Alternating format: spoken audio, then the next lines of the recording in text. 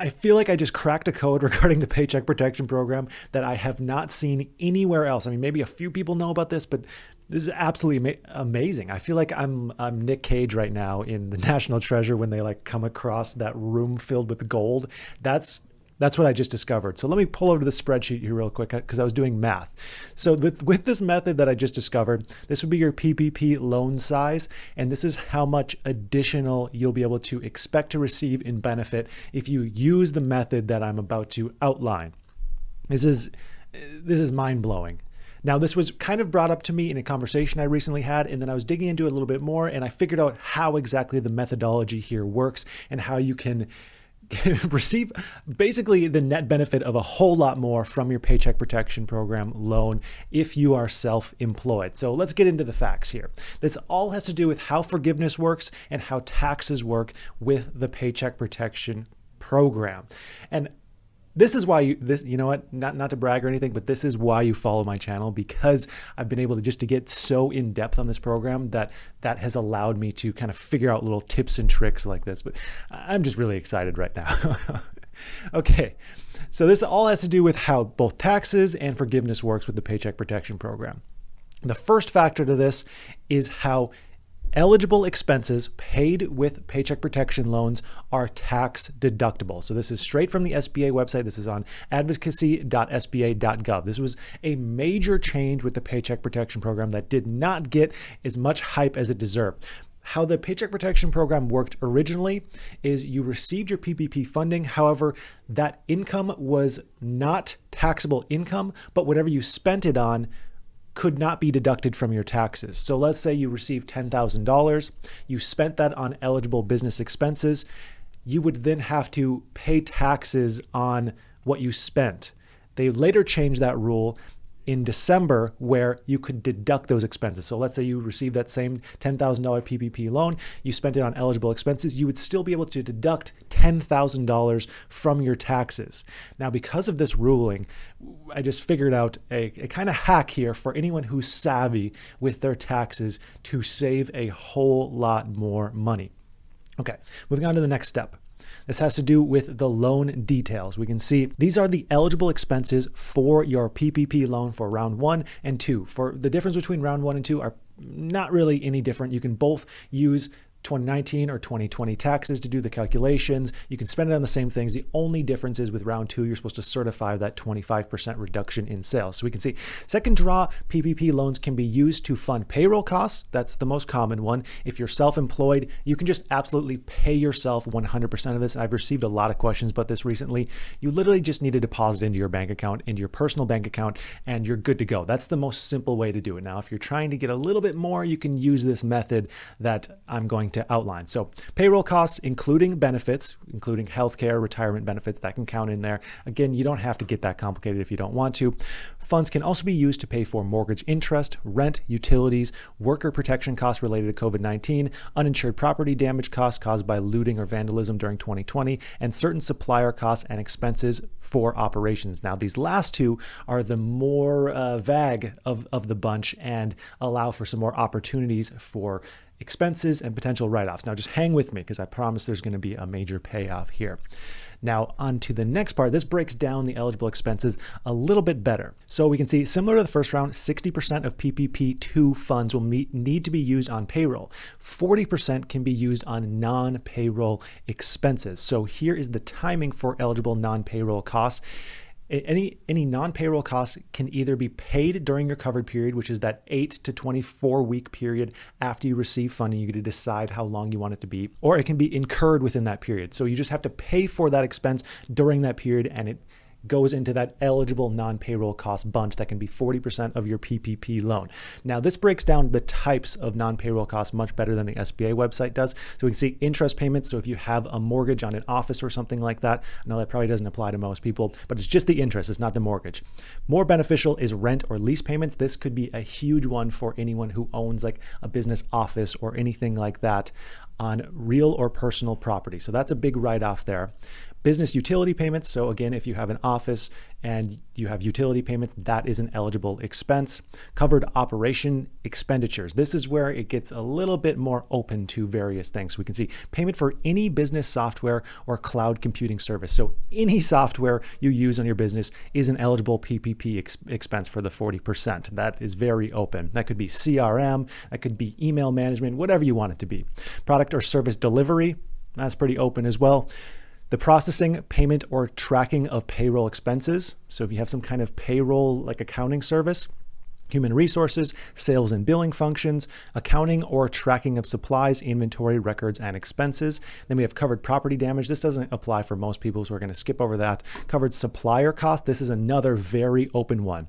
So any covered supplier cost that can go in that 40% calculation, again, hang here with me. It includes payments made to suppliers of goods for supplies that meet the following criteria, is essential for the operation of the business, and payment made to a contract order or purchase order that was either in effect anytime during the covered period or for perishable goods only. So you can think of this as just supplies necessary to run your business. So I own a moving business. I could put moving supplies down, stretch wrap boxes, things like that could be an eligible expense here to try and build that up to the 40% mark. You'll see why you want to build it up to 40% in just a second here. And then covered worker protection expenses, basically anything that you purchase in order to make yourself or your workers safe, safeguard against COVID-19 is an eligible PPP loan expense that can be 100% forgiven. Now on to PPP loan forgiveness. This is the last factor, and then we're going to go into how much you can receive with this method. I know there's a lot that I need to explain up front in order to make this make sense at the end.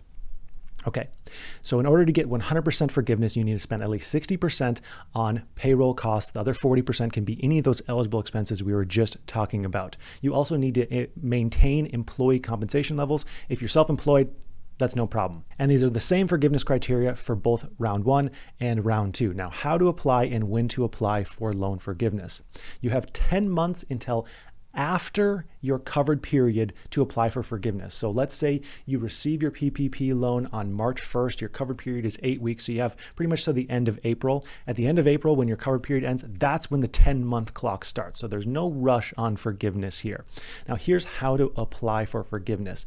If you receive a loan of less than $150,000, which if you're a solo operator, it's less than $150,000, you'll use this form, the 3508S. I'm going to show that form in a second.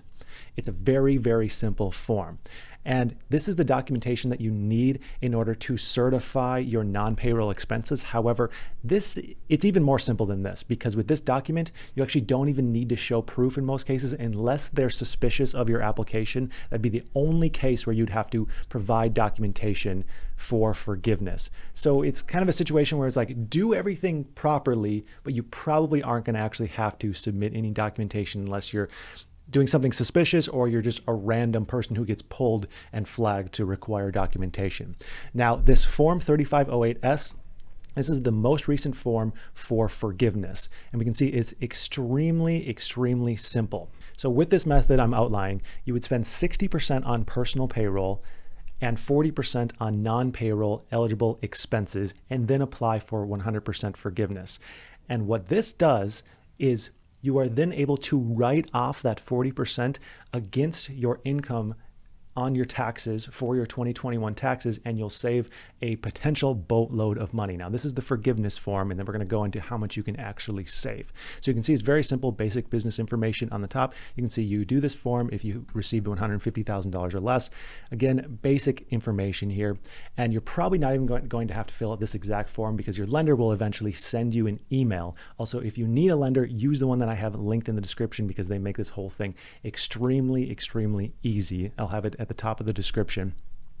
You can see basic loan information, whatever your covered period is, you get to decide any 8 to 24 week covered period here. And then the amount of loan spent on payroll costs. This is where you'll do your calculations. Let's say you're able to do that full 40%. Then you would put whatever 60% of your PPP loan is, and you'd put that here. and then you'd request the forgiveness amount of your entire loan.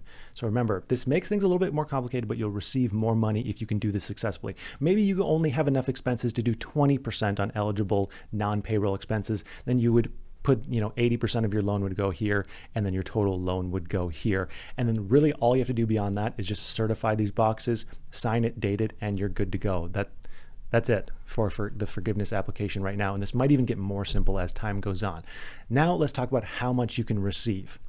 So on the far left side, we can see the PPP loan size. And this is your eligible non-payroll expense amount. So this is 40% of the total PPP loan can go to non-payroll expenses. Again, you might be in a situation where you're like, I only have 20%, or I maybe only have $1,000 that I could put towards. That's fine too. You'll still save something on taxes, but this is the total amount. So we can see if you have a $1,000 PPP loan, you could spend $400 of that on eligible non-payroll expenses.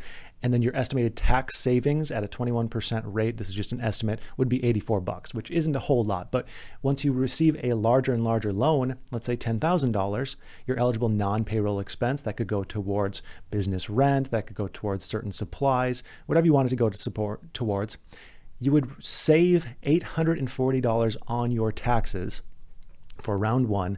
But the thing is, you can do this twice. So you'd actually save $1,680 if you received 2 PPP loans and you followed this method.